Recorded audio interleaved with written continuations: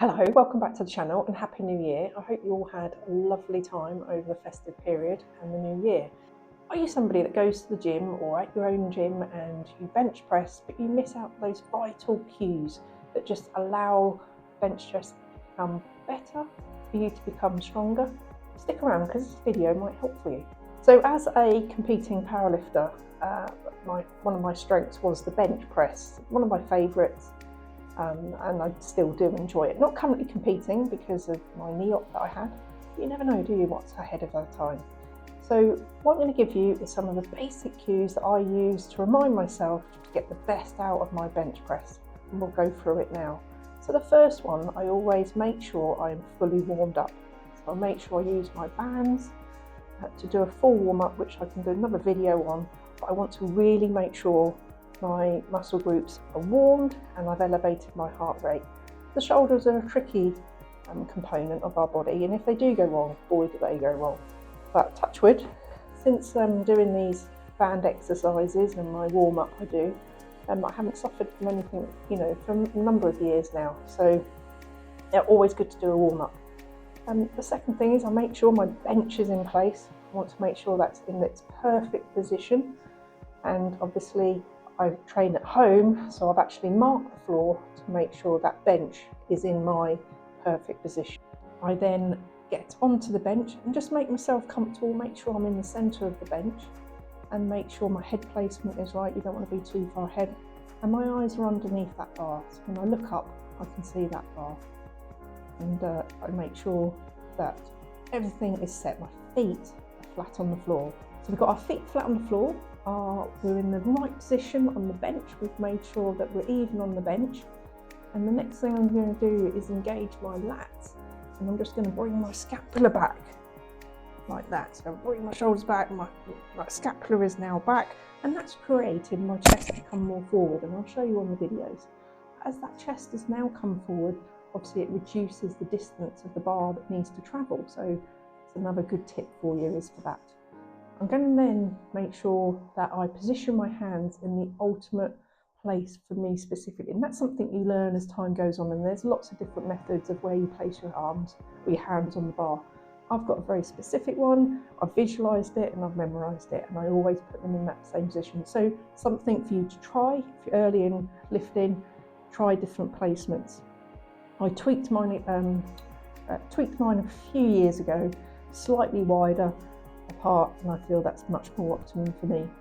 So I'll make sure my hands are in position, very importantly. So feet flat, we've created that stiffness in our body, that creating that scapula to come back, and we've put our hands onto the bar, and the bar is at that perfect position and it's straight underneath us. So people talk about whether they should do an arch or not, and it really all comes down to what you like to do, and are you competing or not competing? And what is it you ultimately want to do? So for me at the moment, I'm not competing. I don't create a big arch in as I used to. I'm just really enjoying bench pressing. So I get into those positions, I make everything sure I'm tight, and if all those other bits are in place, but I'm not creating a huge arch. And there's no reason for not doing it or not, but people say, should you arch or shouldn't you arch? It's a personal preference. If you're competing, whole difference, ball game, and you're looking at your perfect, most strongest bench. What I do make sure though is the bar path. So how does the bar have a specific path for it? And what I do make sure is that is on cue for me each time.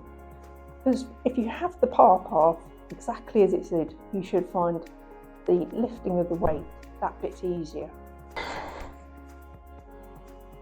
The bar will be above your shoulder, and big deep breath in, and then we slowly bring the bar path down, and then we push up, and it comes at a slight angle backwards, very slight angle, but it just makes it easier. So not straight above, as that would make the lift heavier.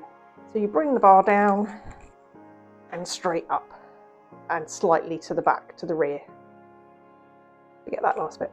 So bring the bar path down, keep that tension nice and tight, and explode up.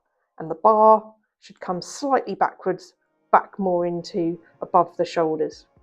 Here we are, sat on the bench. I'm going to spin around, put my feet flat on the floor. They're going to move in a minute. So I put my head down, I make sure my head is now underneath the bar. I'm just putting my arms down just to make sure I'm in the centre. That's it. Now I'm bringing my legs back as far as I can, but keeping them flat. This creates great tension in the body, and you can use your leg drive to help assist with that bar being pushed. My arms come up to my position that I'm used to. Get ready. I'm now going to pretend I'm bending the bar. It's a very good technique that I got taught many years ago, and it was about creating as if you're going to break the bar, and it engages your lats. I don't know if you've ever tried it, but try that. Also, I'm bringing my scapula back that we mentioned earlier. So there you go, there's already this sort of tension in the bar, and then you come down, and then you power up. So you come down, and then you drive. There's that bar part. Slightly back. That's it. Things I'm a big advocate on is following the bar with my eyes. Now this was taught to me many years ago, and it's that mind-body connection. Now hurdlers use it in the Olympics or whatever competition they're in, and it's visualization of jumping over those hurdles. You see skiers do it. They create those movements, visualization.